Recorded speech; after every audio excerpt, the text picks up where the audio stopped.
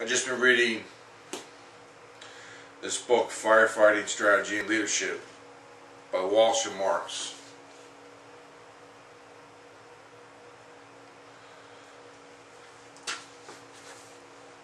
This looks like an old book. It was copyrighted in 1977.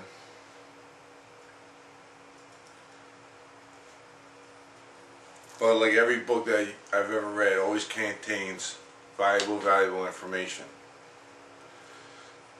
I'm about a quarter way through the book. But in the beginning of the book, in the chapter on construction, I read this following passage. The NYBFU report indicates that there are bad points about the World Trade Center towers. Fireproofing of the steel may be missing in places. Fire rating of the shafts is just above minimum requirements.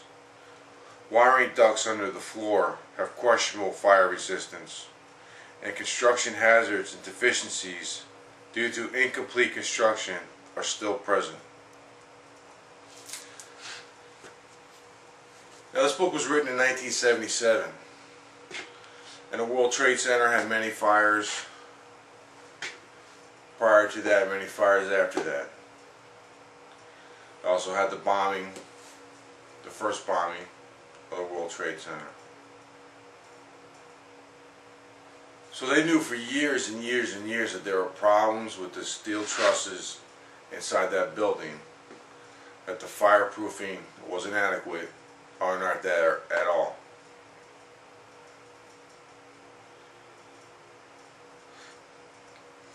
Now, if a building that large, a building that famous, a building used by millions and millions of people, people knew that there was a problem in there. People knew about the trusses, about the fireproofing. People knew, and people did nothing. Now, if such a huge building, such a famous building, had these many problems, what about the buildings in your area?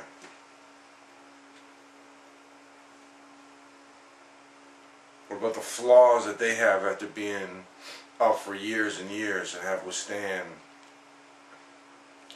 rain and snow and floods?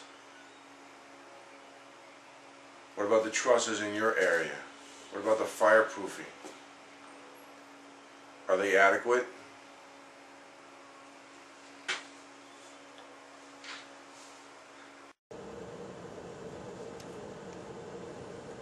As you're driving around your zone, as you drive around your city, how many of the buildings that you enter into every day, that you go shopping in every day, how many buildings have flaws that officials know about but choose to do nothing? How many firefighters' lives have to be lost before the cities realize that firefighters' lives are not expendable?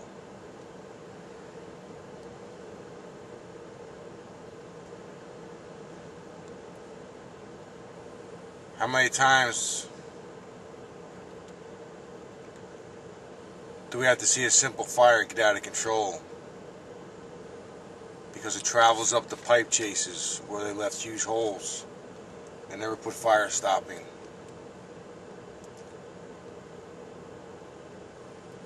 How many buildings are a total loss because it gets in, the fire travels up and gets into the cockloft area? It travels through the 3-hour fire rated wall because there's a 2x2 hole in there, so cable guys or electricians can run their cables through the wall.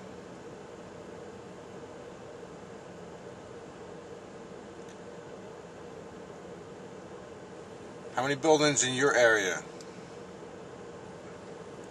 have the cellulose insulation material in the attic area, cockloft area,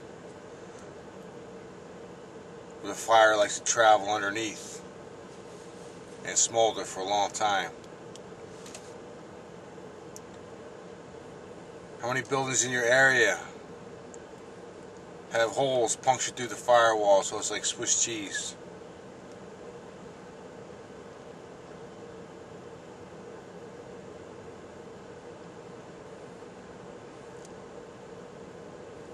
When the buildings are first built, maybe they're built to code.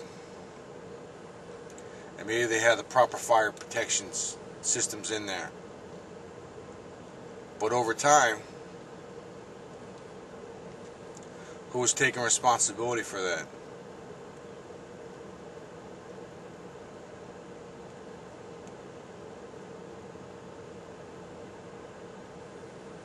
Like in the World Trade Center, they knew the fireproofing wasn't adequate on those trusses. Who took responsibility for that?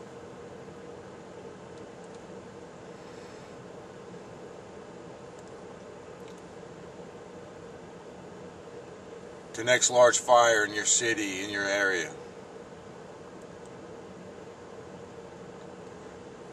in which a firefighter is injured or hurt or dies in the line of duty because of faulty construction or problems that have existed year in and year out, but officials have done nothing about it. Who's going to take responsibility for that?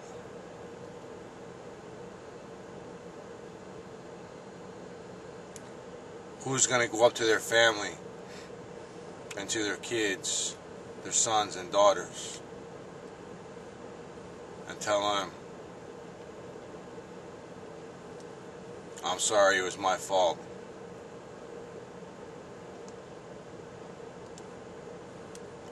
I knew the roof had problems.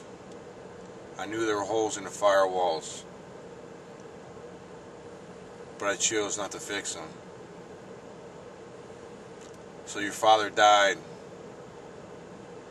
for maybe $1,000 worth of repair work.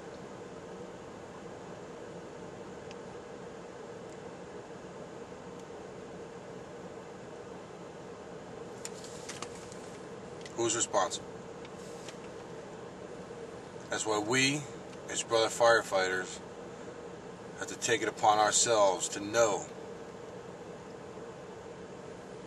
that every building that we go into that is on fire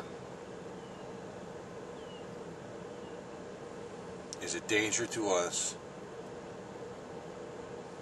At all times we must know that the fire can be anywhere around us. Don't focus on just looking ahead. Focus on everything around you. Know your exits. Know your escapes. Make sure your incident commander knows where you are. It is up to us to take care of each other from now on.